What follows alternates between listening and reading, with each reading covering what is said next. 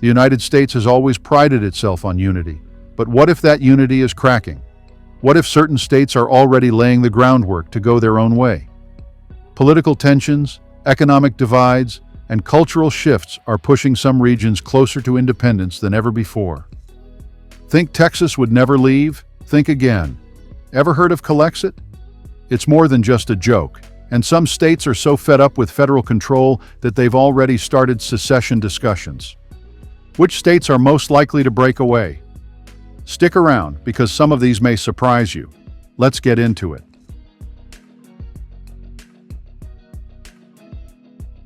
Number 10, Texas. Would you believe there's a state in America that could function as its own country right now? One with an economy bigger than Russia's, its own power grid, and a history of standing alone? That state is Texas. For years, the Texit movement has been simmering, and in 2023, a bill was even introduced to let Texans vote on secession. But here's what's wild. Texas was already its own republic from 1836 to 1845. It joined the U.S. by choice, and some argue it could leave the same way. With its massive oil industry, strong military presence, and an independent streak like no other, many Texans believe they'd be better off without Washington, D.C. calling the shots. But guess what? If Texas ever left, it wouldn't just affect Texas. It could shake the entire U.S. economy. Would the federal government ever allow that, or would they stop it at all costs? Number 9, California. You'd be shocked to know there's a U.S. state with the world's 5th largest economy. Yes, larger than the UK's.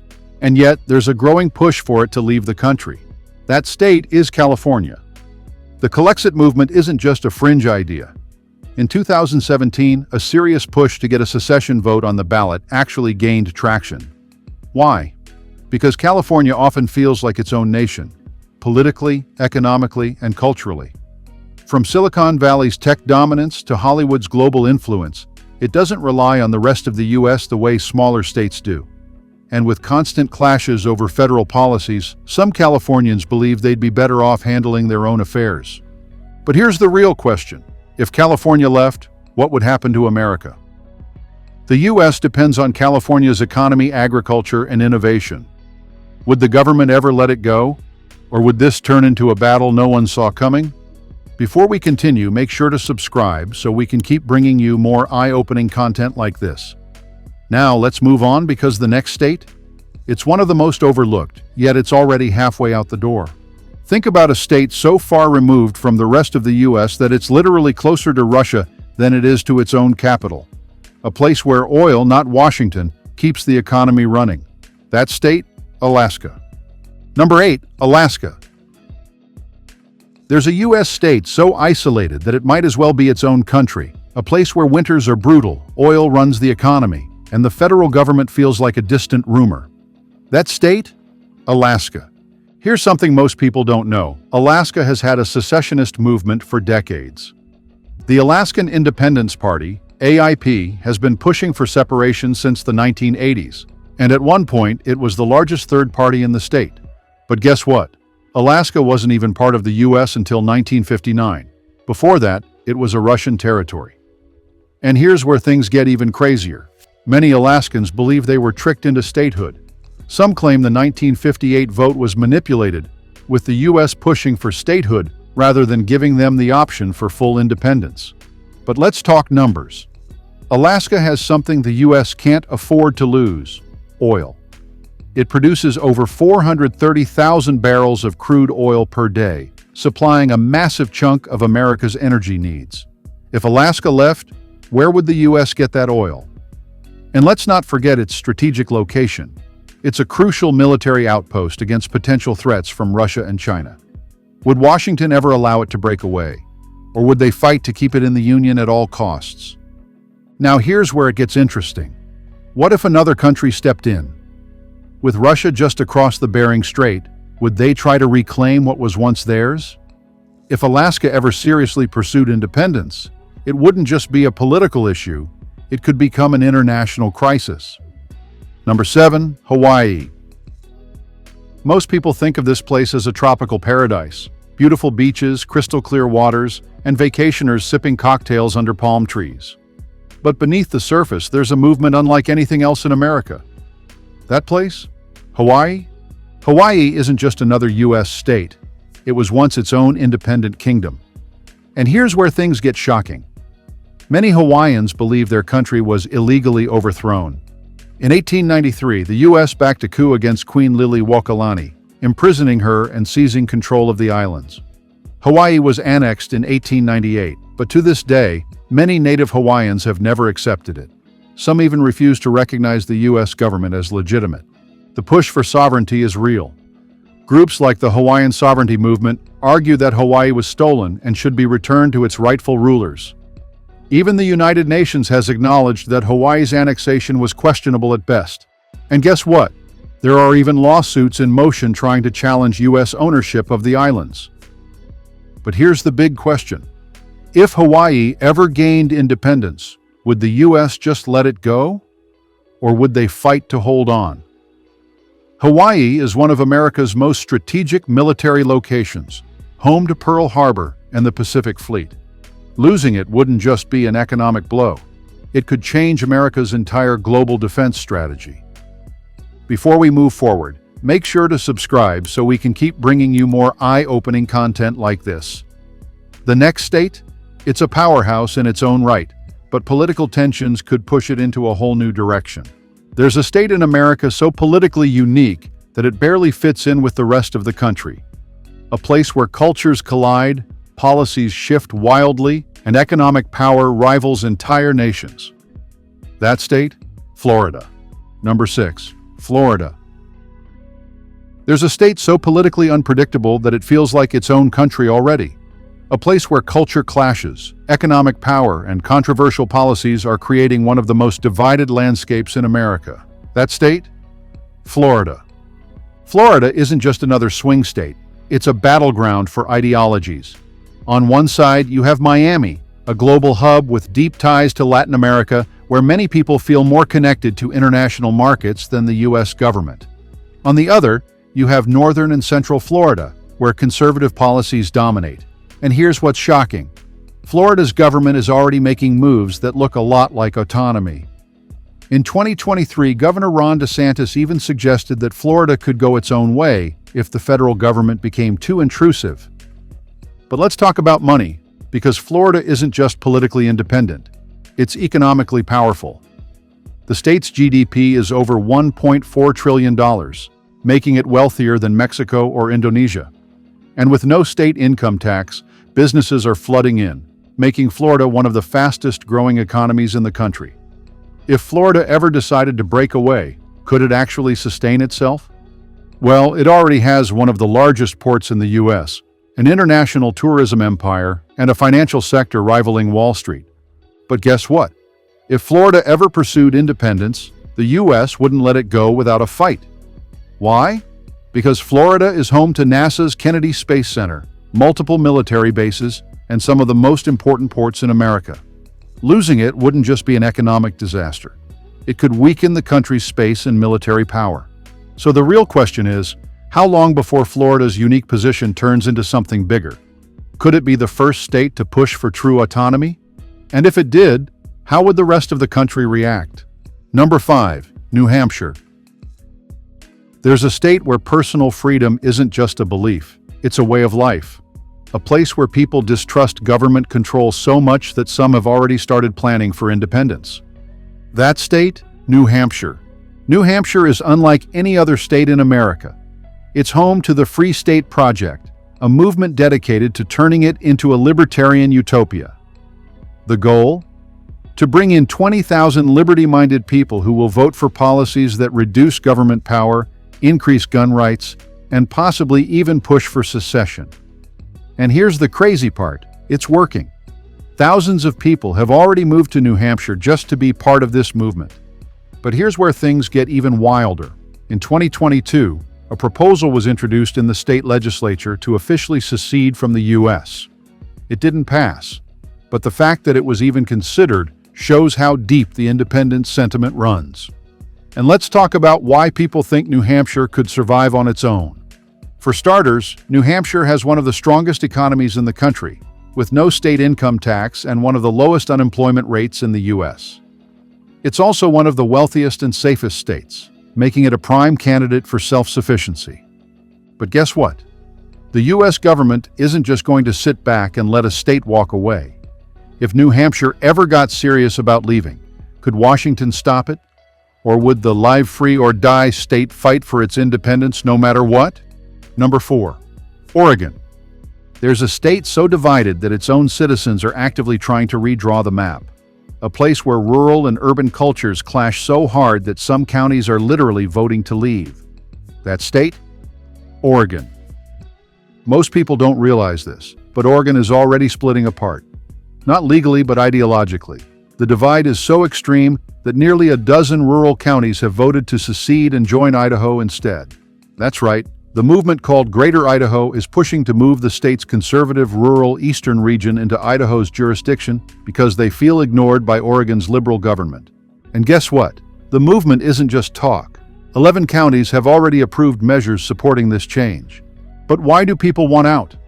The reasons are eye-opening. Portland, the state's biggest city, has been plagued by rising crime, homelessness, and extreme political tensions.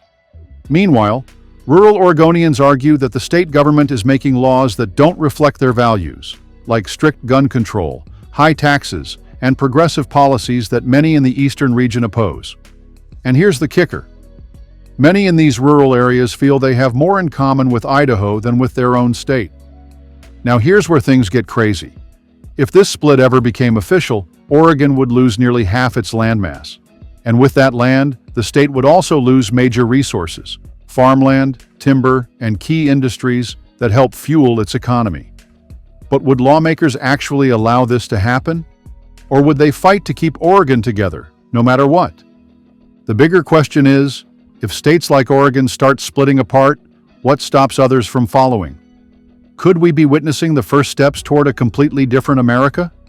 Number 3. Washington. There's a state where the divide between East and West is so deep, people are openly calling for independence, a place where one half thrives on tech billionaires while the other half feels abandoned. That state? Washington.